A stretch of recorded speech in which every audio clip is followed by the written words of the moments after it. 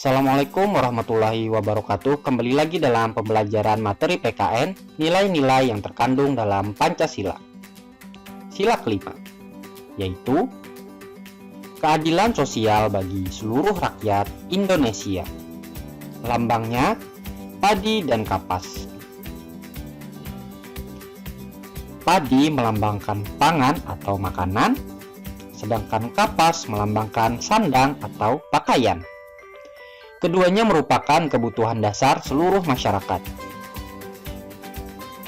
Tidak peduli kaya atau miskin, tinggi atau rendah, hitam ataupun putih, semua orang pasti memerlukan makanan dan pakaian. Keduanya melambangkan bahan pokok yang sangat dibutuhkan masyarakat.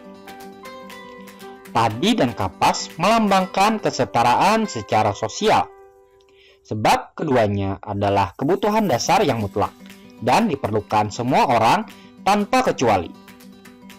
Padi dan kapas juga melambangkan kemakmuran bangsa Indonesia.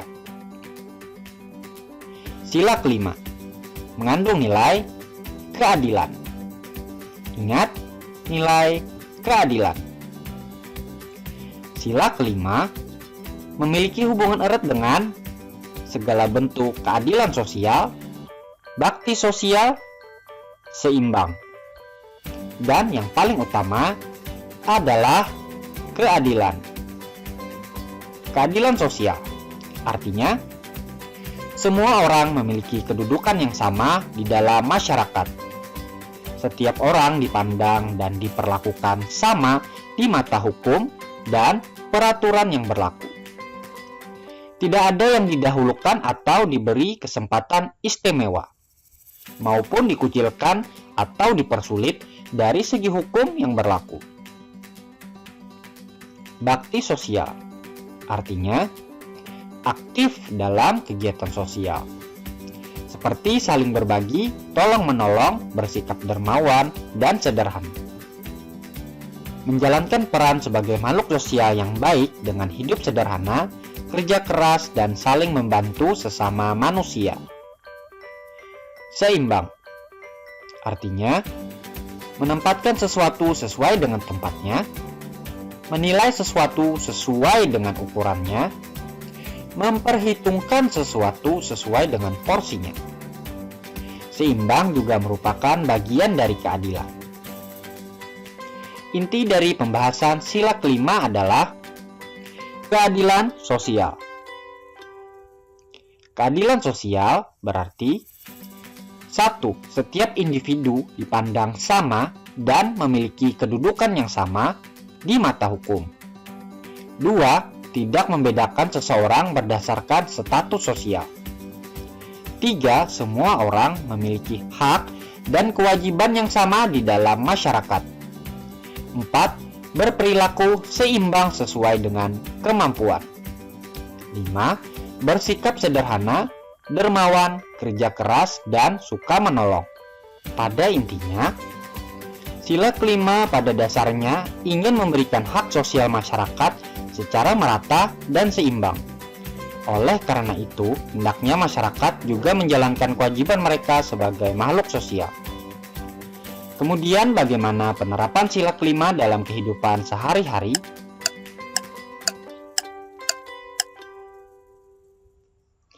Untuk menerapkan sila kelima dalam kehidupan, kalian bisa mulai dengan bersikap adil. Artinya memandang sama dan tidak membeda-bedakan. Adil kepada setiap orang, termasuk pula diri kita sendiri. Yang kedua, hidup sederhana. Sederhana dan tidak berlebihan dapat membentuk suatu tatanan sosial yang baik. Yang ketiga, dermawan dan tolong-menolong. Sebagai makhluk sosial, kita memiliki kewajiban untuk menolong sesama manusia. Dengan tolong-menolong, maka akan terhapus segala bentuk perbedaan yang ada dan menunjukkan keadilan yang sesungguhnya. Yang keempat, bekerja keras.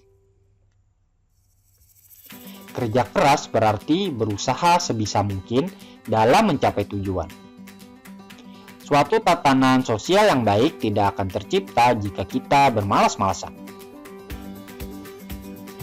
Yang kelima, aktif dalam kegiatan sosial. Melalui kegiatan sosial, kita dapat membantu banyak orang. Kegiatan yang bermanfaat bagi sesama dan membawa banyak perubahan positif bagi masyarakat. Dengan melakukan kegiatan sosial, kita dapat mengatasi segala bentuk kesenjangan dan masalah sosial. Sekarang, untuk memahami penerapan sila kelima dalam kehidupan sehari-hari, coba kalian pahami berbagai peristiwa dan kasus di bawah ini. Lalu, coba kalian pikirkan bagaimana cara bersikap dan bertindak sesuai dengan nilai keadilan pada sila kelima. Andi memiliki uang Rp10.000.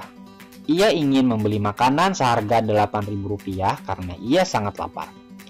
Namun ia juga ingin memberikan sumbangan kepada orang yang tidak mampu sebesar Rp5.000. Jika Andi membeli makanan, maka uang yang tersisa hanya Rp2.000. Apa yang harus Andi lakukan? Andi memiliki uang Rp10.000. Ia ingin membeli makanan seharga Rp8.000 karena ia sangat lapar. Namun ia juga ingin memberikan sumbangan kepada orang yang tidak mampu sebesar Rp5.000. Jika Andi membeli makanan, maka uang yang tersisa hanya Rp2.000. Apa yang harus Andi lakukan? Ingin memberikan sumbangan adalah suatu niat yang baik. Akan tetapi harus memperhatikan kemampuan. Ingatlah sila kelima juga erat dengan seimbang, artinya sesuaikan perbuatan dengan kemampuan yang dimiliki. Jadi dengan uang Rp10.000, jika kita lapar, hendaknya kita membeli makanan. Jika kita tidak makan, maka kita bisa jatuh sakit. Sisa uang Rp2.000 tersebut bisa kita sumbangkan walaupun tidak sebesar niat awal. Karena suatu kebaikan dinilai dari keikhlasan. Hujan berhari-hari menyebabkan banjir. Banyak sekali rumah yang terendam. Orang-orang terjebak di atap rumah mereka dan tidak bisa kemana-mana. Bahkan sebagian besar mulai terserang penyakit. Apa yang bisa kita lakukan? Hujan berhari-hari menyebabkan banjir, banyak sekali rumah yang terendam, orang terjebak di atap rumah mereka dan tidak bisa kemana-mana. Bahkan sebagian besar mulai terserang penyakit. Lalu apa yang bisa kita lakukan? Ketika terjadi suatu musibah atau bencana, maka kita bisa membantu lewat kegiatan atau bakti sosial. Kita dapat membantu dengan segala hal yang bisa kita lakukan. Kita bisa memberikan uang, makanan, obat, pakaian, selimut, dan berbagai keperluan lainnya. Ataupun turun tangan langsung memberikan tenaga, melakukan evakuasi, dan menyalurkan bantuan. Bantulah semampu kita. Walaupun sedikit, tetapi akan sangat berguna. Pak Zul adalah orang terkemuka dan sukses. Dia memiliki harta kekayaan yang berlimpah. Ia juga dermawan dan suka membantu sesama. Seringkali memberikan sumbangan untuk panti sosial. Ia juga suka berfoya-foya menghamburkan uang. Ia merasa itu wajar karena semuanya adalah kerja kerasnya. Menurut kalian, apakah Pak Zul sudah benar? Pak Zul adalah orang terkemuka dan sukses. Dia memiliki harta kekayaan yang berlimpah. Ia juga dermawan dan suka membantu sesama, seringkali memberikan sumbangan untuk panti sosial. Ia juga suka berfoya-foya menghamburkan uang. Ia merasa itu wajar karena semua adalah kerja kerasnya. Menurut kalian, apakah Pak Zul sudah benar? Sukses dan memiliki harta yang berlimpah adalah suatu berkah yang patut disyukuri. Dermawan dan suka membantu sesama juga merupakan penerapan Pancasila. Memberikan sumbangan untuk panti sosial juga salah satu bentuk kegiatan bakti sosial. Namun, berfoya-foya itu tidak bisa dibenarkan, sebab bertentangan dengan nilai kesederhanaan. Jadi, sebagian besar perbuatan Pak Zul sudah benar. Namun tetap saja berfoya-foya itu harus ditinggalkan.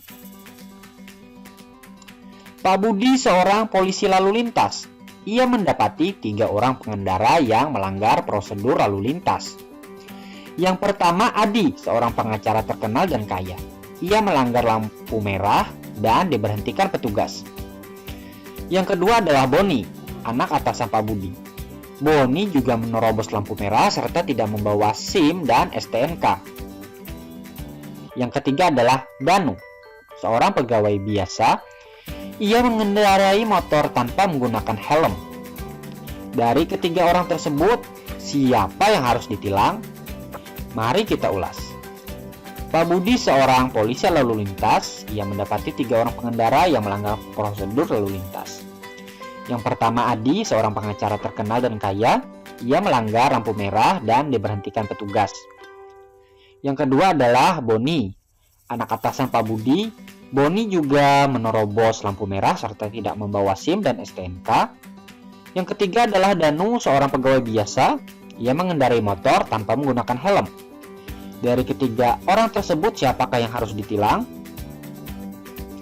Pak Budi sebagai seorang polisi harus bertindak adil karena semua orang dipandang sama di mata hukum. Tidak peduli dia adalah pengacara terkenal, anak atasan, ataupun seorang pegawai biasa, harus ditindak secara adil dan sama rata.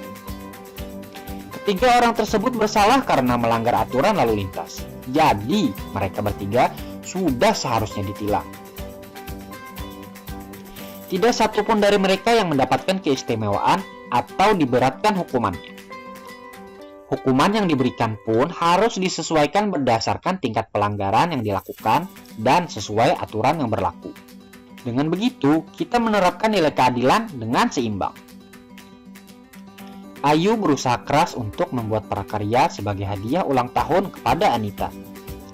Benny mencarikan bahan dan membantu membuat prakarya serta menyiapkan bungkus kado. Coki tidak banyak membantu, bahkan malas bergerak dan menyulitkan teman-temannya. Prakarya yang dibuat pun menjadi kurang bagus, tetapi harus tetap diberikan kepada Anita. Kira-kira bagaimanakah pendapat Anita? Ayu berusaha keras untuk membuat prakarya sebagai hadiah ulang tahun kepada Anita.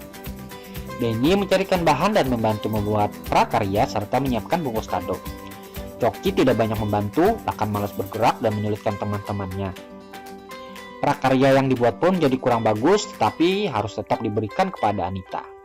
Jadi, kira-kira bagaimana pendapat Anita?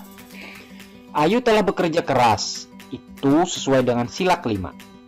Benny juga suka menolong sesama, itu juga sesuai dengan sila kelima. Coki yang malas tidak patut ditiru, itu tidak sesuai dengan penerapan sila kelima. Namun Anita harus tetap berterima kasih kepada mereka semua. Sekalipun ada yang malas dan hadiah yang diberikan kurang bagus, hadiah yang diberikan juga harus dihargai karena menghargai karya termasuk penerapan sila kelima. Sekarang paham ya apakah itu nilai keadilan? Kemudian coba kenali kegiatan berikut ini. Manakah yang termasuk keadilan sosial? Apakah sudah sesuai dengan sila kelima? Mari kita mulai.